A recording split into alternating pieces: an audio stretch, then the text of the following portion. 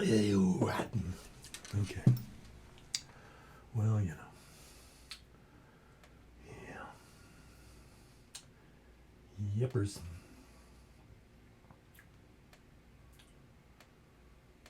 No. That one. Then that one. No. That one.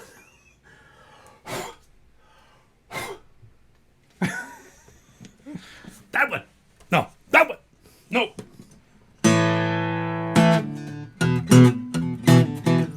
Can everybody hear that? Hello? Hello? Hello?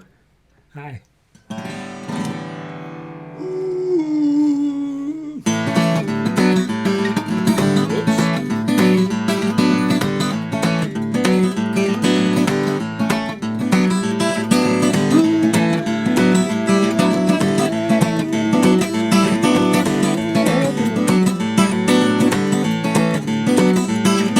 Big teeth, big horn, Big Daddy storm blows inland.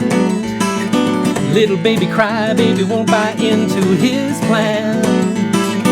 What would appear to be the problem here? An unguarded eagle and a human tear. Step back, hit your rack, study the room you abandoned. For once in your life there are stripes on the sun. And once in your life there is a moment like this one. A moment like this one. Work, dream, air, stream, light up the room with your endings. Dry rot, stove shot, what is that stuff you were spending?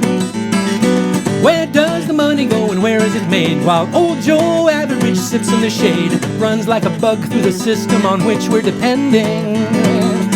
For once in your life there are stripes on the sun. And once in your life there is a moment like this one. A moment like this one.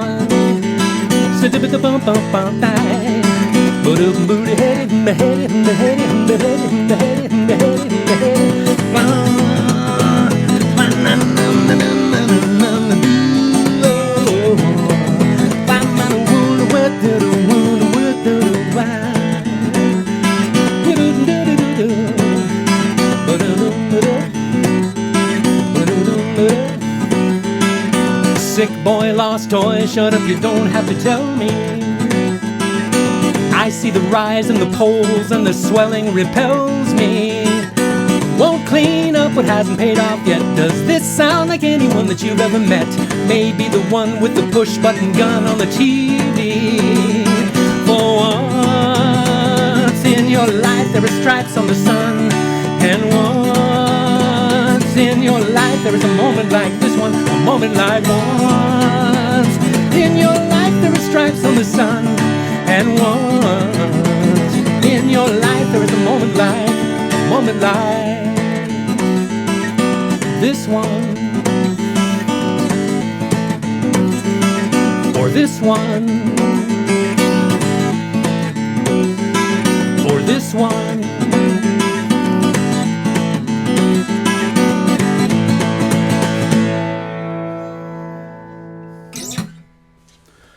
Ooh.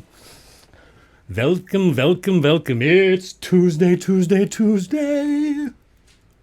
The day the time forgot. And a good thing, too. Because there's more room for us. More room for people like us. People who think like us. People who've been to Billy Burger. That's right, friends. Billy Burger. Wilbur, Washington. Why am I wearing my Billy Burger shirt? Hello. Hey, the Hand is here this evening. Perhaps the Hand would deign to... Oh. Hello, Hand. Wait.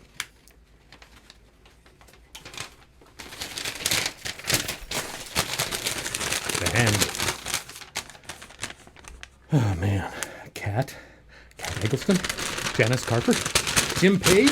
Chris Lund. Kelly Murphy. Holly Tuttle. Bill Willem. Man, oh man. Brad Stenbubba. I was listening to an old tape of a Whitworth concert today from 1983, and I could hear Bill Willem's laugh all the way through it. He's got a very distinctive laugh, wouldn't you say? I think I heard it just then. Yes. Yes, I know it was more of a moan at the mention of his name. Tonight we are featuring the poetry of Donald Hall. Donald Hall, probably one of the, what do I want to say here? Donald Hall, Galway Kinnell, John Berryman certainly, probably some of the most formal poets, of the poets that I like, that I've gravitated to in my life. Donald Hall writes poetry that makes me salivate. That's why I like Donald Hall, you know. But Donald Hall entered my life in 1979. I wasn't at Whitworth College in 1979, but my friend Marcia Erickson, the woman who gave me the tape of Richard Hugo reading, she also made sure I got a copy of the Donald Hall reading from Whitworth College. Marcia, I owe you a lot. Yes. Yeah. Check's in the mail. Kicking the Leaves was the book that he was reading most from when he was at Whitworth in 1979. It came out in 77, I think. 78, excuse me. And so it was a new book when he read it at Whitworth in 79. But doesn't that just seem like a long time ago? I'm just checking because it seems like a long time ago. Almost too long ago. But when I listen to the recording of his reading, it just makes me crazy. Makes me crazy with sensory goodness. So I want to read the title poem, Kicking the Leaves. It's a poem in 7 parts, but they're fairly short parts. No big epic endeavors like last week, but not that I'm through doing that kind of stuff either, but Donald Hall is a whole different kind of thing. I was reminded when I was pre-reading this poem today of some time with my children when I lived in Twisp. And there was this old log church up behind our house that had these maple trees. And in the fall, we would go up and we would rake the leaves into piles and jump on them. We may not have done that more than like twice, but they were just, the memory is just vivid in my mind of a period of time in my life when I knew exactly who I was and exactly what I was there for, you know? Yeah, it's crazy. Kicking the Leaves. Kicking the leaves, October, as we walk home together from the game, in Ann Arbor, on a day the color of soot, rain in the air. I kick at the leaves of maples, reds of 70 different shades, yellow like old paper, and poplar leaves, fragile and pale, and elm leaves, flags of a doomed race. I kick at the leaves, making a sound I remember, as the leaves swirl upward from my boot and flutter. And I remember Octobers walking to school in Connecticut, wearing corduroy knickers that swished like the sound of leaves. And a Sunday, buying a cup of cider at a roadside stand on a dirt road in New Hampshire, and kicking the leaves, autumn 1955 in Massachusetts, knowing my father would die when the leaves were gone. 2. Each fall in New Hampshire, on the farm where my mother grew up, a girl in the country, my grandfather and grandmother finished the autumn work, taking the last vegetables in from the cold fields, canning, storing roots and apples in the cellar under the kitchen. Then my grandfather raked leaves against the house as the final chore of autumn. One November I drove up from college to see them. We pulled big rakes, as we did when we hayed in summer, pulling the leaves against the granite foundations around the house, on every side of the house, and then, to keep them in place, we cut spruce boughs and laid them across the leaves, green on red, until the house was tucked up, ready for snow that would freeze the leaves in tight, like a stiff skirt. Then we puffed through the shed door, taking off boots and overcoats, slapping our hands, and sat in the kitchen, rocking, and drank black coffee my grandmother made, 3 of us sitting together, silent, in gray November. 3. One Saturday when I was little, before the war, my father came home at noon from his half-day at the office and wore his Bates sweater, black on red, with the crossed hockey sticks on it, and raked beside me in the backyard, and tumbled in the leaves with me, laughing, and carried me, laughing, my hair full of leaves, to the kitchen window where my mother could see us and smile, and motioned to set me down, afraid I would fall and be hurt. 4. kicking the leaves today as we walk home together from the game, among crowds of people with their bright pennants, as many and bright as leaves. My daughter's hair is the red-yellow color of birch leaves, and she is tall like a birch, growing up, 15, growing older, and my son, flamboyant as maple, 20, visits from college and walks ahead of us, his steps springing, impatient to travel the woods of the earth. Now I watch them, from a pile of leaves beside this clapboard house in Ann Arbor, across from the school where they learn to read, as their shapes grow small with distance, waving, and I know that I diminish, not them, as I go first into the leaves, taking the step they will follow, Octobers and years from now. 5. This year the poems came back when the leaves fell. Kicking the leaves, I heard the leaves tell stories, remembering and therefore looking ahead and building the house of dying. I looked up into the maples and found them, the vowels of bright desire. I thought they had gone forever while the bird sang, I love you, and shook its black head from side to side, and its red eye with no lid, through years of winter, cold as the taste of chicken wire, the music of cinder block. 6. Kicking the leaves, I uncover the lids of graves. My grandfather died at 77, in March when the sap was running, and I remember my father 20 years ago, coughing himself to death at 52 in the house in the suburbs. Oh, how he flung leaves in the air, how they tumbled and fluttered around us like slowly cascading water. When we walked together in Hamden before the war, when Johnson's Pond had not surrendered to houses, the two of us, hand in hand, and in the wet air the smell of leaves burning, and in 6 years I will be 52. 7. Now I fall, now I leap and fall, to feel the leaves crush under my body, to feel my body buoyant in the ocean of leaves, the night of them, night heaving with death and leaves, rocking like the ocean. Oh, this delicious falling into the arms of leaves, into the soft laps of leaves. Face down, I swim into the leaves, feathery, breathing the acrid odor of maple, swooping in long glides to the bottom of October, where the farm lies curled against winter, and soup steams its breath of onions and carrot onto damp curtains and windows, and past the windows I see the tall bare maple trunks and branches, the oak with its few brown weathery remnant leaves, and the spruce trees holding their green. Now I leap and fall, exultant, recovering from death, on account of death, in accord with the dead, the smell and taste of leaves again, and the pleasure, the only long pleasure of taking a place in the story of leaves.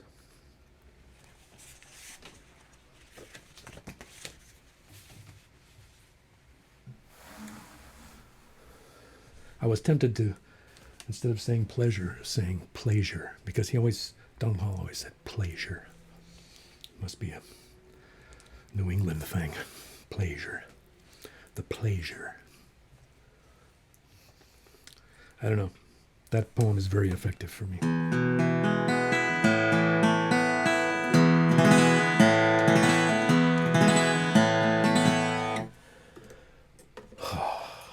Let's see. Let me see. What are we up to, Bill? What are we up to? Don't be like this.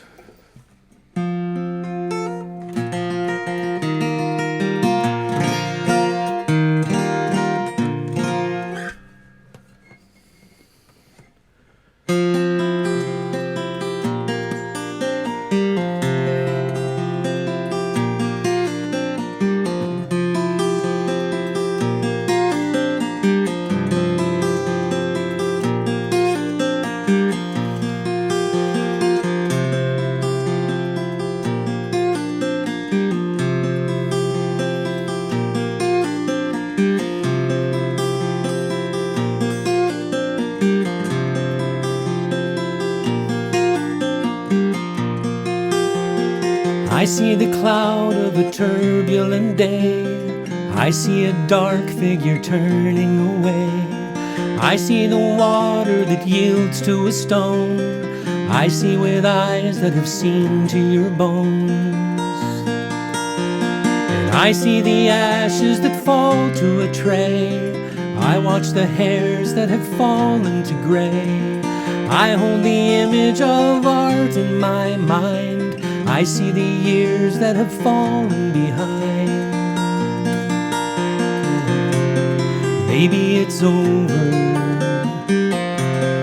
Maybe it's all been the meat of a dream. Maybe it's over. Maybe my hands cannot claim what I've seen.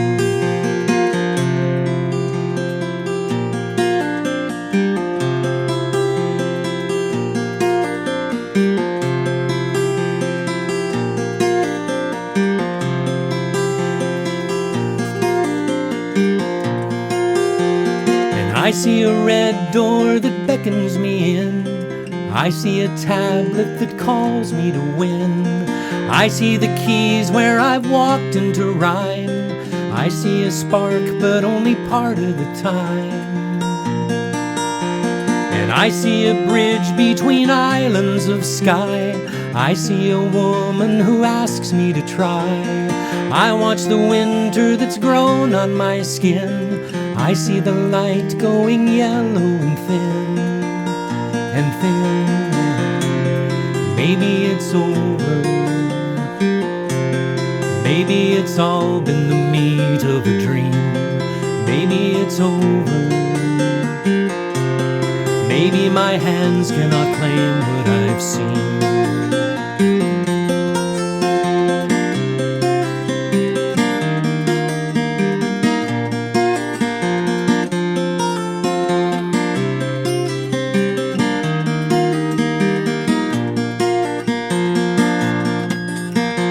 I see a power that's lofty and whole.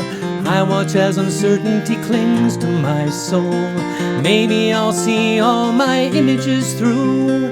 Maybe I'll come again broken to you, and maybe it's over. Maybe it's all been the meat of a dream. Maybe it's over. Maybe my hands cannot claim what I've seen. Maybe it's over. Maybe it's all been the meat of a dream. Maybe it's over. Maybe my hands cannot claim what I've seen. Maybe it's over. Maybe it's all been the meat of a dream. Maybe it's over.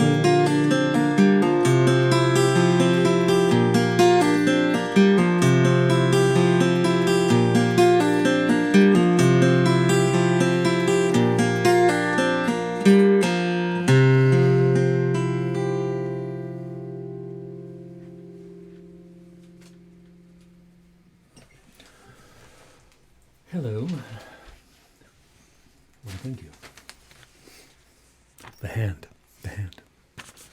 My kids are here. Even Amelia's here. Wow. Well, did I mention the Billy Burger shirt? I was wearing the Billy Burger shirt. Did I mention why I was wearing the Billy Burger shirt? Well, this is on the day that Mount St. Helens erupted, May 18th, 1980, 8:32 a.m. I was trying to get back to Spokane from Tacoma, right? Yeah. Well, it wasn't to be. On May the 18th, I made it to Cle Elum. It was dark in Cle Elum before noon, and they turned us around because I-90 was closed. In fact, I believe all the cross-state highways were closed that day.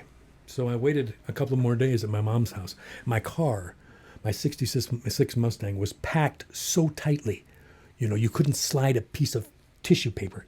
There was no, and so I couldn't unpack it because I didn't want to unpack the whole car. So I lived rather, without all my stuff for a couple of days at my mom's house, and then ended up going back to Spokane on Highway 2 because Highway 2 opened before I-90 opened. So, hence, Billy Burger. Because I stopped at Billy Burger in Wilbur, had me a Billy Burger on my way to Spokane in May of 1980. So, I remembered today when I was thinking about that, hey, I got a Billy Burger t-shirt somewhere. So let's dig that out. Let's do that. Let's dig that out. Why not? Have a little fun with life, Bill. Come on. It's Tuesday. Tuesday. The day that, well, you know, right? My mom gave me this cup. She's out there too. So my mom's here. My sister's here. My daughter, my son, my other daughter, Amelia. That's an important group, so I should probably do something deeply personal, meaningful, something to make everyone weep. Yeah. Or I could do this.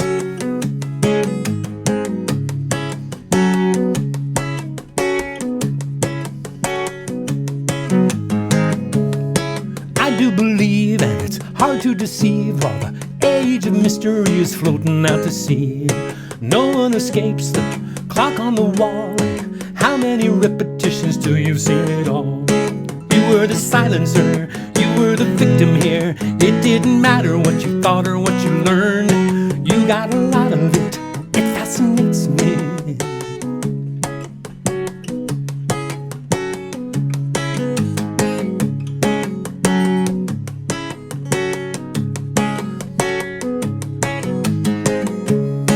Once in a while I revert to childhood to see if magic's still a possibility.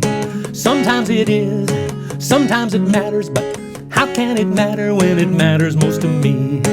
And yes, it bothers me, then I explode a lot.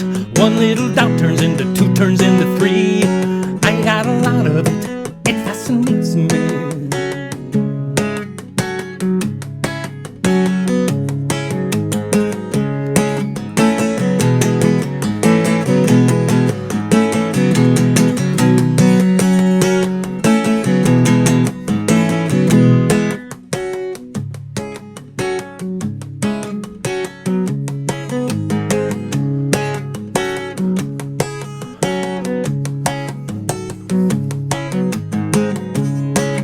Up your phone book, tear all the M's out, make lots of pretty little origami men.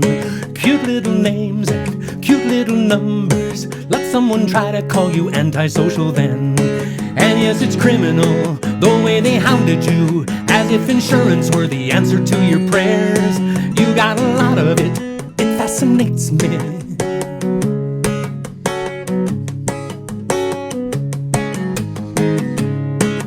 Yes, it's criminal the way they hounded you, as if insurance were the answer to your prayers. You got a lot of it.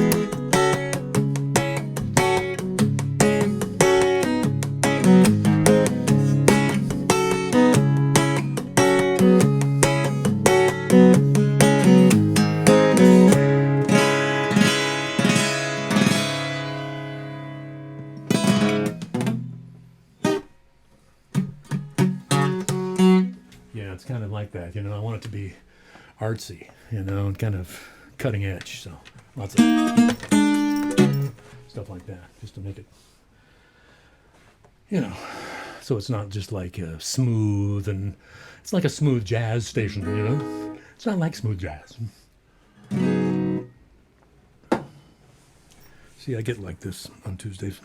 I'm not sure why. I'm convinced that this is more a therapy session for me than it is for anyone else. What does it mean? I was bugging Jim because you couldn't see his guitar. Now, because you can't see his hands, and now, I'm caught in the same loop of. I got the same. Jim, how do you? I want to, because we got to get Alice's picture in. We got to get the ukulele in over here. Okay, that might work.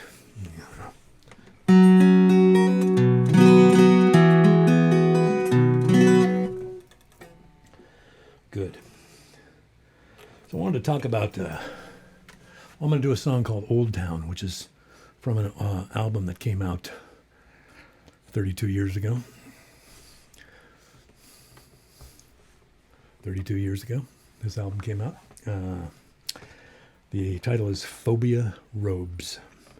And the Old Town, there was a bunch of songs I wrote as a product of working in downtown Seattle at the 4th and Pine building. It used to be the old Bartell Drug building. Some of you have heard these stories, but I'm going to tell them again. I worked first in 1984. After I graduated from college, I wanted to put my degree to work immediately. Literature, creative writing. So I got a job at the Frankfurter restaurant on the 2nd floor of the old Bartell Drug building at 4th and Pine in downtown Seattle, making, I think, $4.75 an hour, I believe, was the big money. It was the big money. It was the Frankfurter money. You know, I figured I deserved a little of that Frankfurter money. So got a job there, but I could only get like 25 hours a week, but I loved the place. It was cool. It was in this building. It's the building that was cool because there was windows all the way around this building, right? And you were on the 2nd floor, so that was the level where the monorail ended. The monorail used to come all the way down to the corner and to 4th and Pine, right by outside of Nordstrom. That was where the monorail used to end.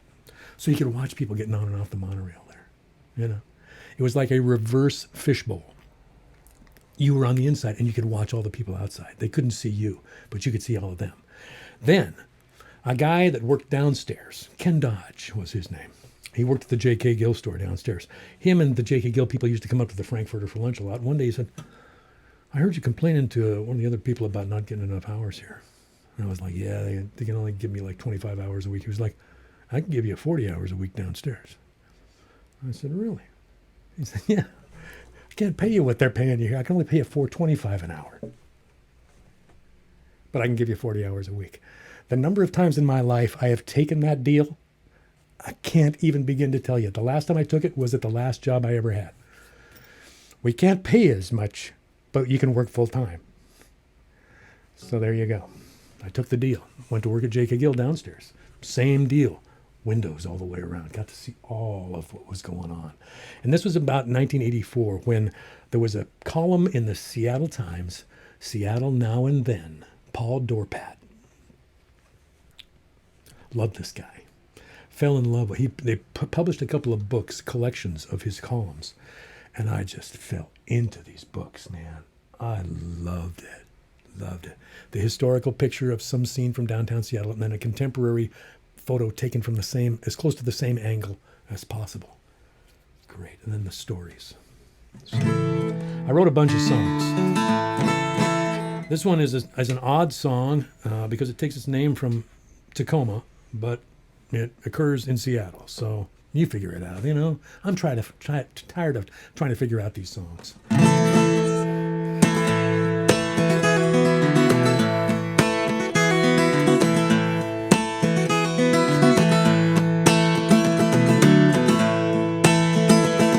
There's a man at the edge of Elliott Bay with a canvas in his hand.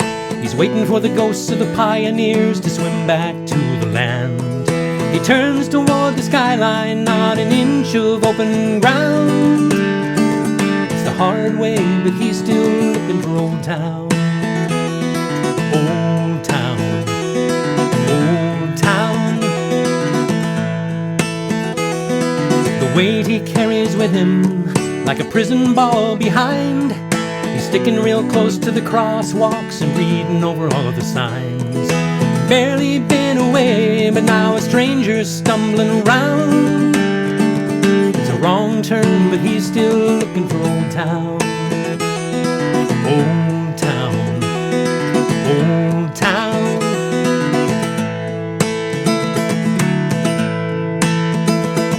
The scattered shapes and shadows that wash across his sight like neon glare on wet cement or fog falling out of the night. The slope of huddled shoulders and the raindrops running down to fill the cracks in the sidewalks of Old Town. Old Town, Old Town.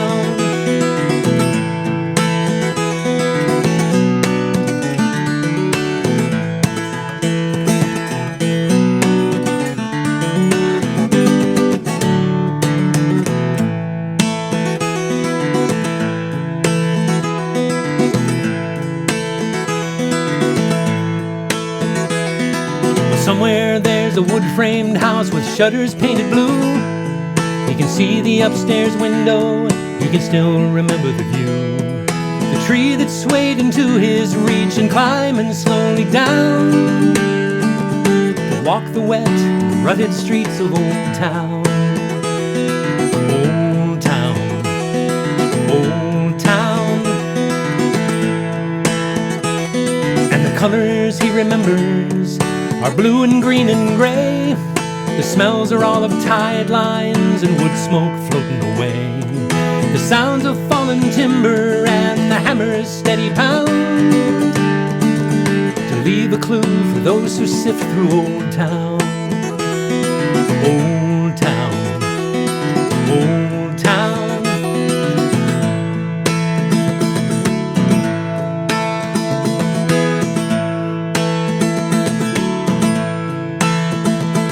There's a ghost at the edge of Elliott Bay with a canvas in his hand. He's waiting for the rest of the pioneers to swim back to the land. He turns toward the skyline, not an inch of open ground. It's the hard way, but he's still looking for Old Town. Old Town, Old Town. There's no Old Town.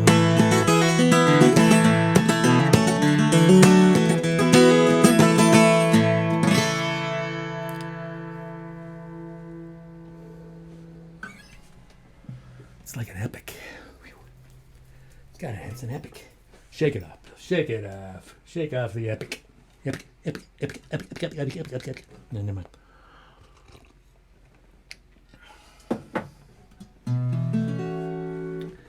Like that song. You never know if a song like that, whether it does for you what it does for me, because it's so evocative of that time in that building, those books, looking at those pictures, looking out at that scene. I don't know. It was nice. It was kind of surreal.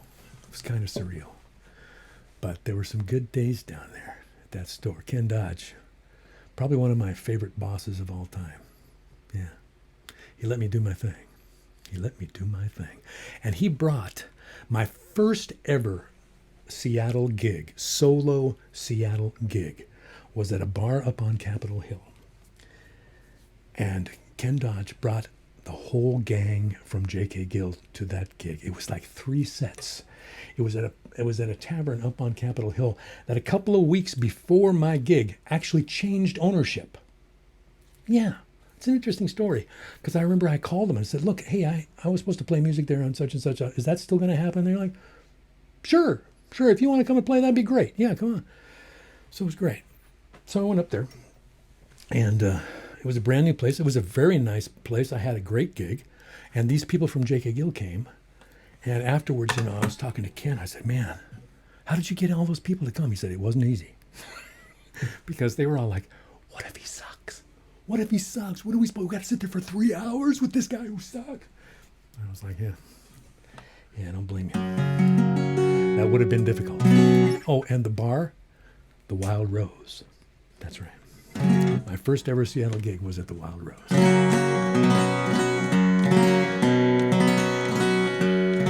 I'd done shows at the Antique Sandwich. I'd done Victory Music shows, but my first solo Seattle gig was at the Wild Rose. Let's see. All right, Bill. Get your head on straight. What's going on? What's really happening? Okay, I played all 4 of those, so what are you looking at those for? You've seen them, you've done them. Do something. I wanted to, Don't talk, Bill. Brenda's here. Brenda Hicks. Just recently became friends on Facebook. I'm glad you're here, Brenda.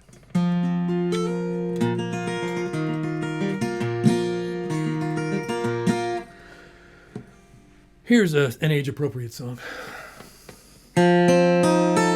Old men are shadows of the way things should have been.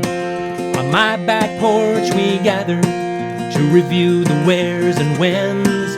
We were not bred for idle time, yet we don't feel ill at ease. 'Cause we can dance around the laughing eyes of the ones we still seem to please.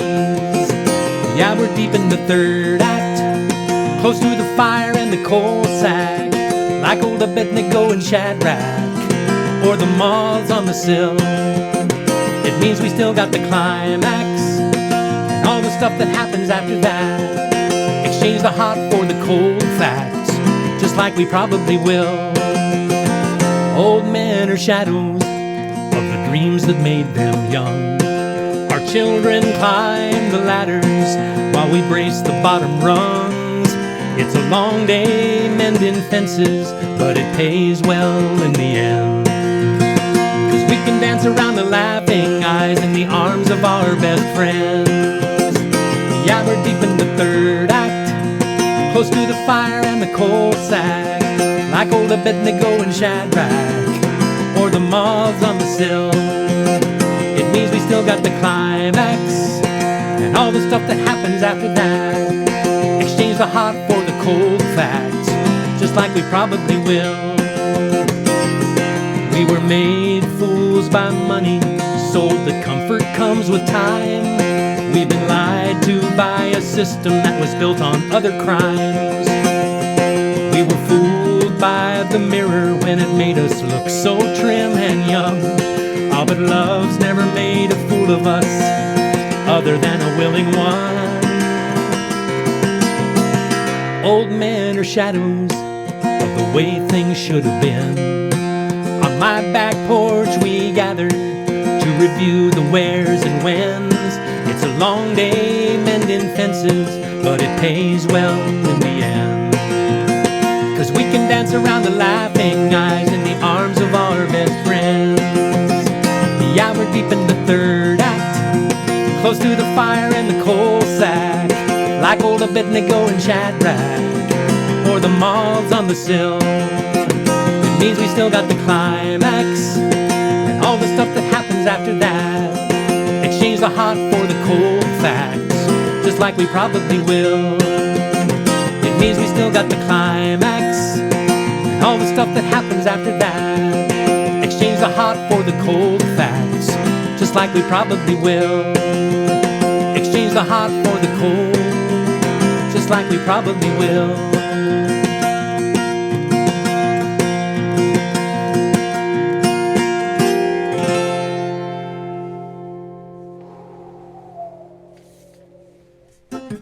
There you go. Okay. My goodness. Mark. Charlotte.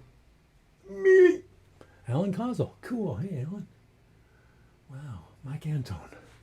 Mike Antone. I'm going to be playing tomorrow night at the Black Dog virtual open mic on the Black Dog Arts Cafe Facebook page. Look for him. Right here, up in the search window, wherever that is. Up in the search window. Not right now, though. After. Yeah. See you tomorrow, Mike. I hope I can figure out that technology. See, I'm using different technology, but it'll work. Oh. Donald Hall. I got to read this one.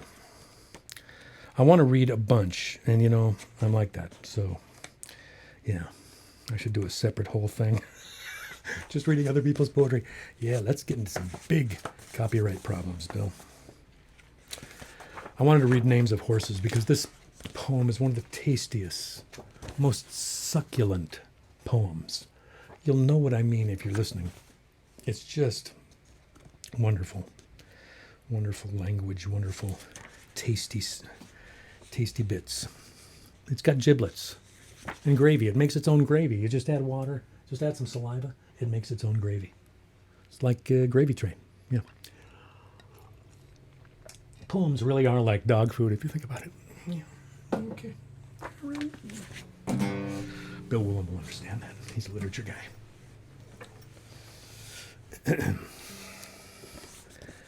Names of Horses. You should see this picture. That's the old family homestead in New Hampshire. Yeah. That's his I believe that's his great-grandfather, Wesley Wells. And I believe that's his grandmother. They're standing in the yard of the house that Donald Hall occupied. He had just moved there when this book came out. And he'd written a lot. He wrote a prose book called String Too Short to Be Saved that came out in the early 60s that was about going and visiting his grandfather. at this place, which was a working farm. Names of horses. All winter your brute shoulders strained against collars, padding and steer hide over the ash hames, to haul sledges of cordwood for drying through winter and summer, through spring and summer, for the Glenwood stove next winter, and for the simmering range. In April you pulled cartloads of manure to spread on the fields, dark manure of Holsteins, and knobs of your own clustered with oats. All summer you mowed the grass in meadow and hayfield, the mowing machine clacketing beside you, while the sun walked high in the morning, and afternoon's heat you pulled a clawed rake through the same acres, gathering stacks, and dragged the wagon from stack to stack, and the built hayrack back, uphill to the chaffy barn, 3 loads of hay a day from standing grass in the morning. Sundays you trotted the 2 miles to church, with the light load of a leather quarter-top buggy, and grazed in the sound of hymns. Generation on generation your neck rubbed the window-sill of the stall, smoothing the wood as the sea smooths glass.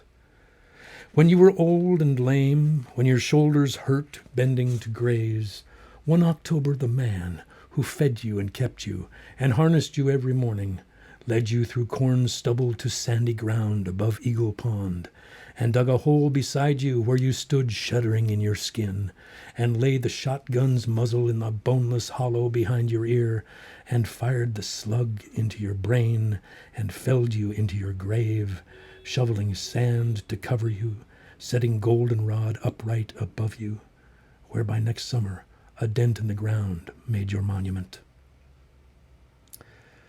For 150 years, in the pasture of dead horses, roots of pine trees pushed through the pale curves of your ribs, yellow blossoms flourished above you in autumn, and in winter frost heaved your bones in the ground.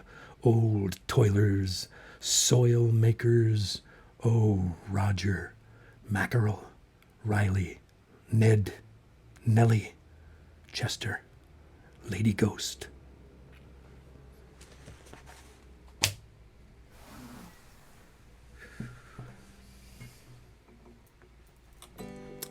Yeah. I was going to read one more. I was going to read The Day I Was Older. Because I owed Donald Hall a reading of The Day I Was Older, but I'm not going to read it today. It's not one of my favorite Donald Hall poems, although I love the title. I love the concept. Stole it. Stole the title, stole the concept. Wrote a song about it. The Day I Was Older was sometime in November of 2017. That's when I outlived my dad. That's when I became older than he ever was. And it was weird. I thought about it a lot leading up to it. Until I was kind of fixated on it, until I kind of got sick of my own thinking, which happens fairly frequently for me. And so the song is kind of about all of that. With apologies to Donald Hall. The Day I Was Older.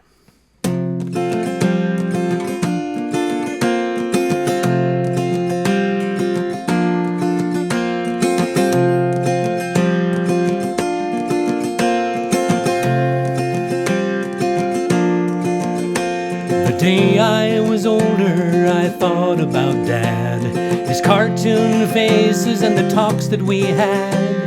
I picked up this guitar and played something sad, and that was the day I was older.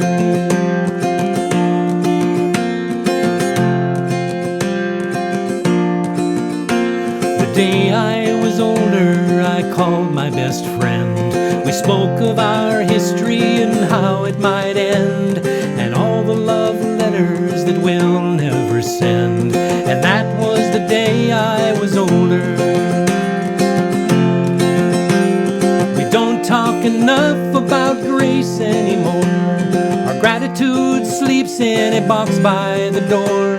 We shop to feel better and live in the store, and fellowship keeps getting colder.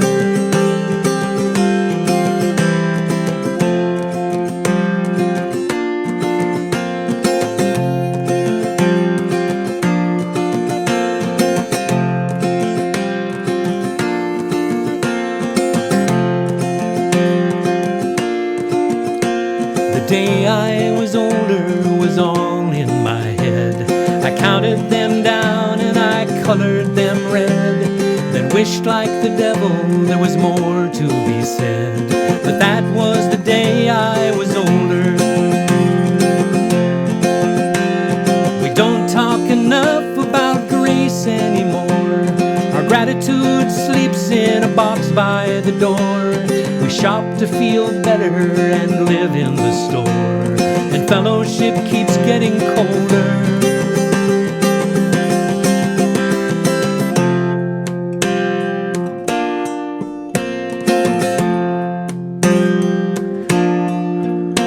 The day I was older,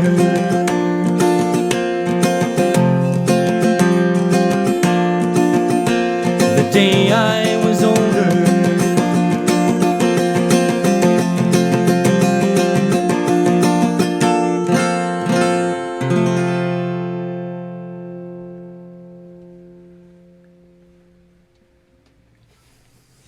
There you go.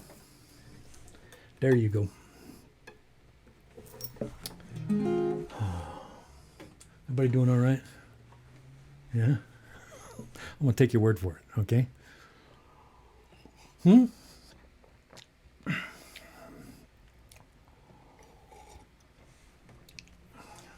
I realized earlier I had this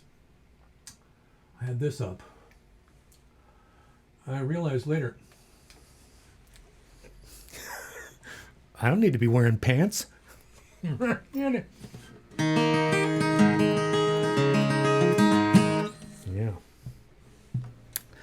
Okay, this one could be fun.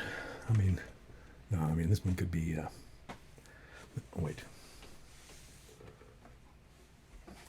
I'm trying to be more daring. I'm trying to be more bold. Bold and daring. Diane's in there snickering at the pants thing. It's true, I don't need pants. I was going back through the titles of the songs on these albums that are sitting over here, and I realized there's some I haven't played in a while. Some I might be good to re-access. Since I refuse to do things like Country Roads and Castles in the Air, I better do something.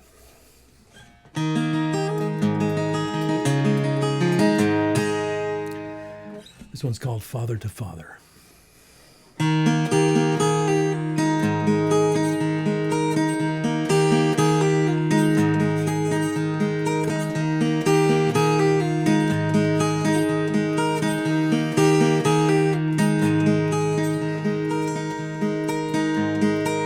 We see the generations come and go. We praise the sunlight and we grieve the snow. There's even sadness in the afterglow. So why am I such a happy man? We had to let you go late that night. I sang my songs for a dying light. Your hands grew colder as we held on tight. So why am I such a happy man? Makes me question my sanity, but I can't ignore the poetry.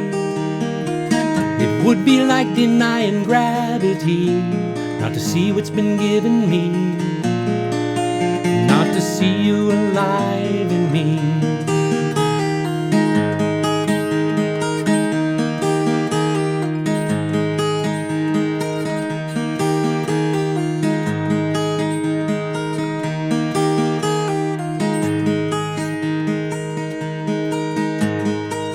Our little girl is nearly 9 months old.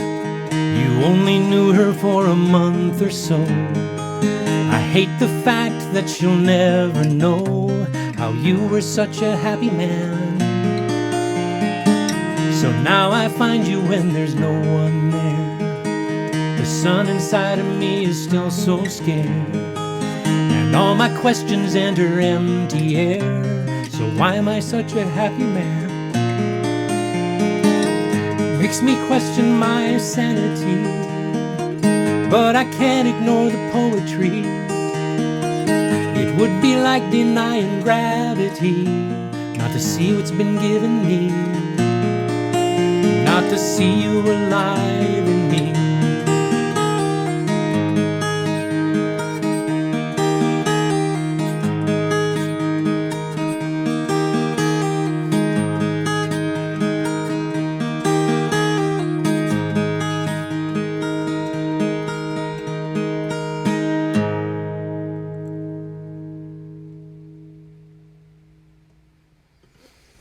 There you go.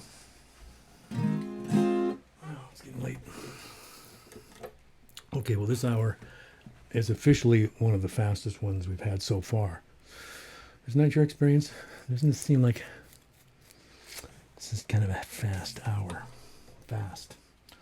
Or else you're probably sitting there going, oh yeah, well, this will be over soon. Yeah. I don't know. Don't be like that, Bill. Don't be like that. I was telling my friend Tim Schwanler, who might be out there, Tim and Demetra. When I sing Old Married Men, I think of Tim and Demetra. When I sing Old Married Men, I think of Jim and Katie. That's who I think of when I sing Old Married Men. They just, I don't know. If you're not watching Jim Page's live stream stuff, you're missing it. Jim and Katie are like, oh, they're just perfect. So much good music going on right now online. In kind of that local, kind of small time, kind of, groundswell of, whatever, Yeah, kind of like the venues we play at. It's sweet. It's sweet. Every week I'm liking it more and more.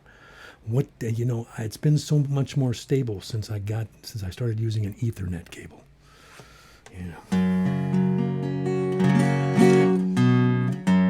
I want to play this one even though I've played it probably not super recently, but just because it's one of my favorite all-time songs. It's nice to be a fan of a song that you wrote in your 20s. And because I tend to kind of let it go.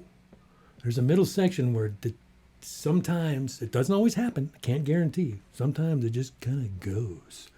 I've gotten lost in there a couple of times. Let's see what happens here. It's called Comfort.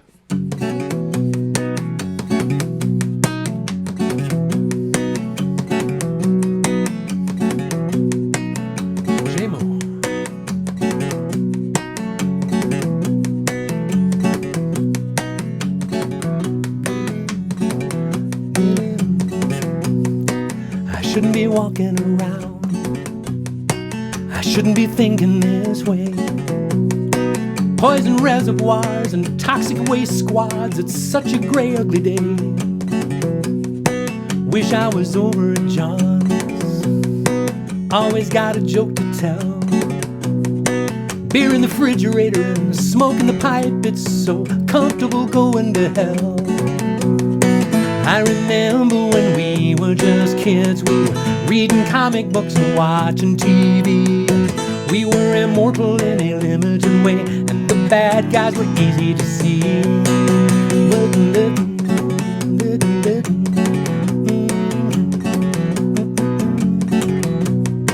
My friends all hate their jobs. None of us can afford to quit. A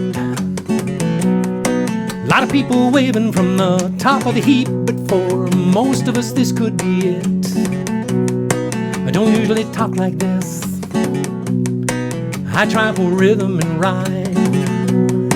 I want to show my folks that I'm really good at something, but in the mirror I just see passing time. I remember when we were just kids, we were smoking cigarettes and staying out late. We were immortal in a limited way, and we loved what we learned to hate.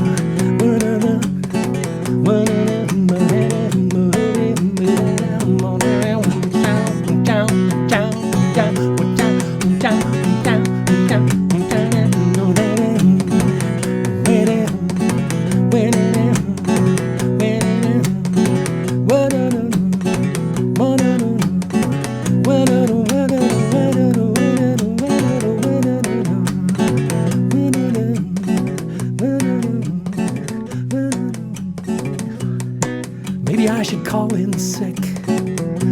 Maybe I should call back dead.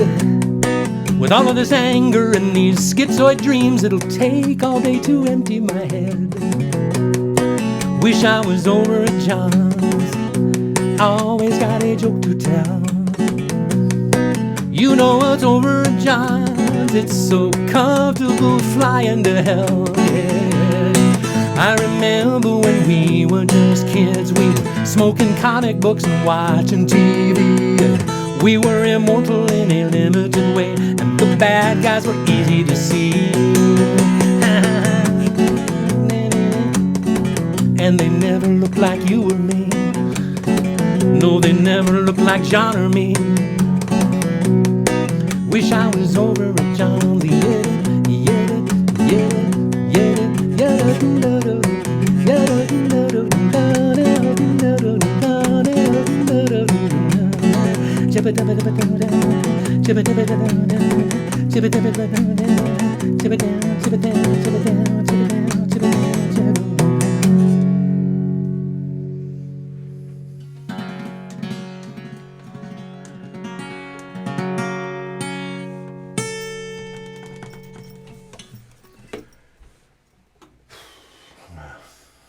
Yeah, okay. This is officially fun. If I could just manage the 3 or 4 hours before 7 o'clock on Tuesday. Yeah, but it's getting smaller. The period of time where I become a walking, talking crisis of some sort. You'd have to ask Diane for the details. I don't know. I'm not really tracking it all the time, but I turn into something. Not altogether pleasant. But I get over it as soon as this starts. Where are we at here? We got time for one more. Maybe two. Maybe two on the outside. One on the inside, two on the outside.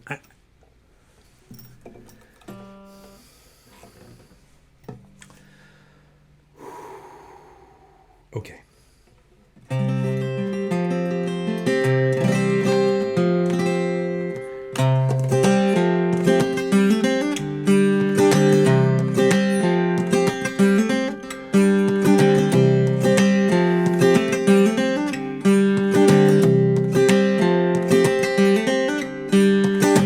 Carved a shield for his daughter, First Nations designs he had seen. Out of cedar he pulled from the water, and the carvers he met in his dreams. Now she carries his grandchild inside her as they take the path down to the bay, skipping stones on the still morning mirror, with everything and nothing to say. Life on the Sound is a long recitation of fog on the shoreline and rain in rotation. It's a dewy-eyed lover, it's a new generation, and exactly where you need to be.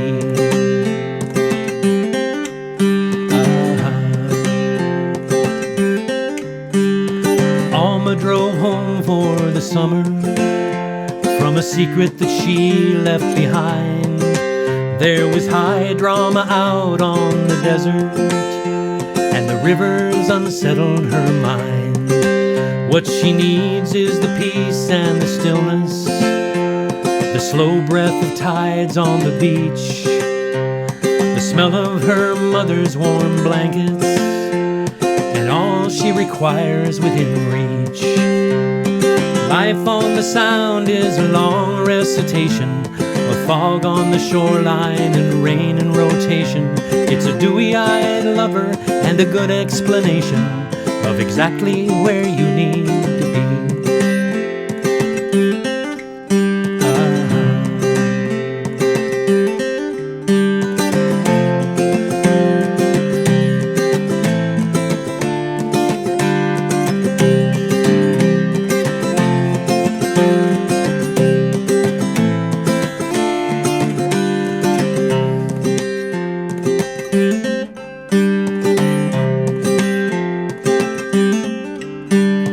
Barney was a gooey duck miner.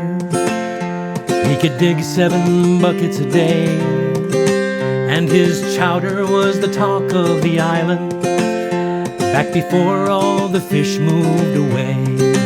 Now he sits on his rock in the twilight, and he smiles as the memories float by. Now the mainland has swallowed the sunset.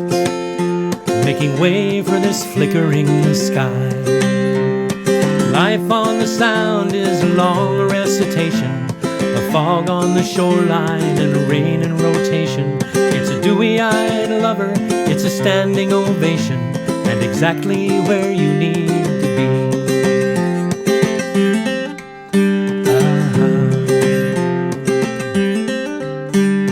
Life on the Sound is a long recitation, a fog on the shoreline and rain in rotation. It's a dewy-eyed lover, it's a standing ovation, and exactly where you need to be.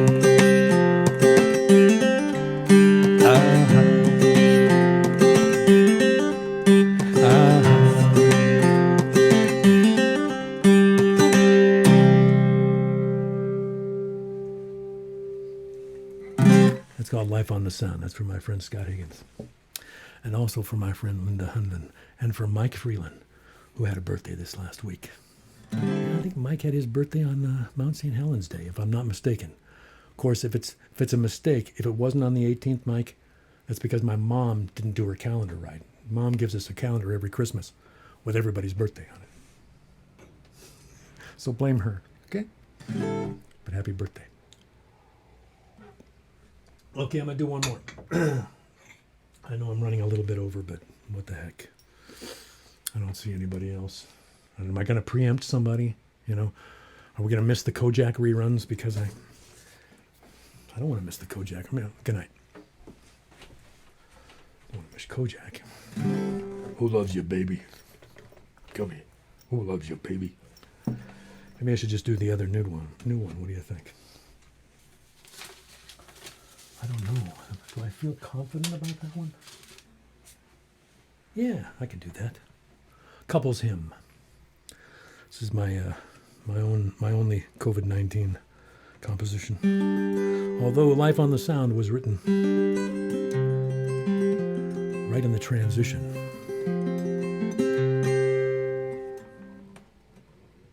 This one's for Diane.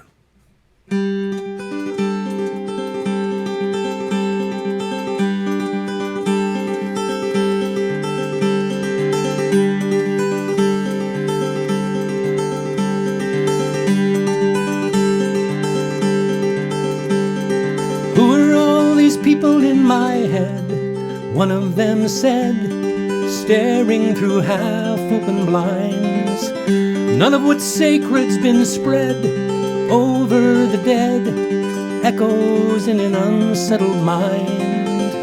Isolation is a cavity, isolation with its gravity. I know I've seen about as much of me as anyone can take. That's how I know that you and I are no mistake. No mistake.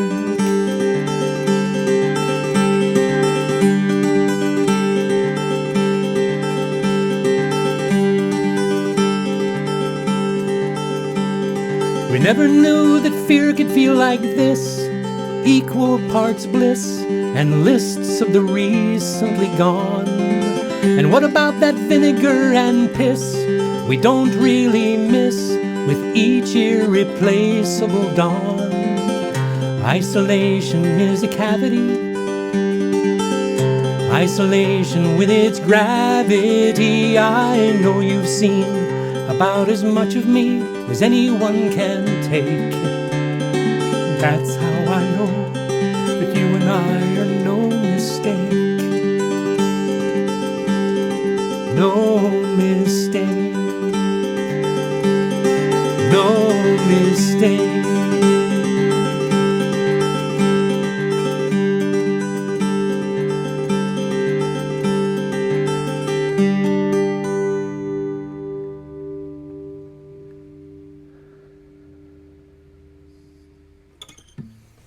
There you go, folks.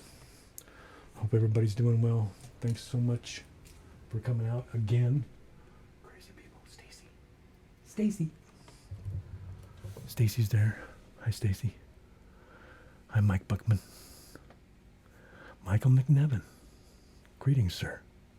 Stephen, Charlotte, Henry. Have a good week.